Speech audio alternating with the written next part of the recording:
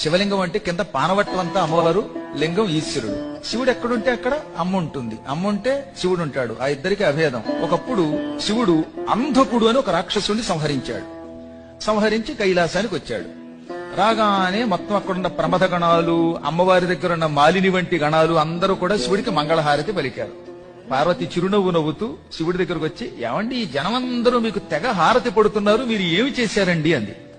అంధకుడనే ఒక భయంకర రాక్షసుడిని చీల్చి చెండాడాను అన్నాడు ఆయన. వాణ్ణి చంపే ముందు ఏం చేశారండి అన్నది ఆవిడ. ఓహో, వాణ్ణి కాలుతో తొక్కి చంపారు. ఏ కాలు? ఎడంకాలు. ఎడంకాలు ఎవరిదండి అంది ఆవిడ. అర్ధనారీశ్వరుడు కదా శివుడు, ఎడమకాలు ఎవరిది? అమ్మవారిది. ఎడంకాలుతో తొక్కి చంపారా, కాలు ఎవరిది అనగానే ఆయన ఒక క్షణం ఆగి చిరునవ్వు నవ్వి, ఎడంకాలు ఎవరిది? నీదే, నువ్వే కదా అన్నట్ట. మరి తొక్కి చంపింది నేనైతే ఈ వెర్రి జనం అంతా మీకు మంగళహారతి పడతారేమిటండి అంది ఆవిడ. నేనేదో పుణ్యం చేసుకున్నాను, చంపేది నువ్వైనా, పనులు చేసేది నువ్వైనా, వంట చేసి పెట్టేది నువ్వైనా, పులిహోర పెట్టేది నువ్వైనా, కీర్తి నాకు వస్తుంది అన్నాడు. పుణ్యై, పుణ్యముల చేత యశః కీర్తి లభ్యతే వస్తుంది. ఎప్పుడో పుణ్యం చేసుకోబట్టి ఒక గొప్ప ఆవిడ పక్కన చేరితే ఆవిడ వల్ల ఆయనకి కీర్తి వస్తుంది అనమాట. కాబట్టి పక్కనున్న కీర్తి అంతా అమ్మవారి.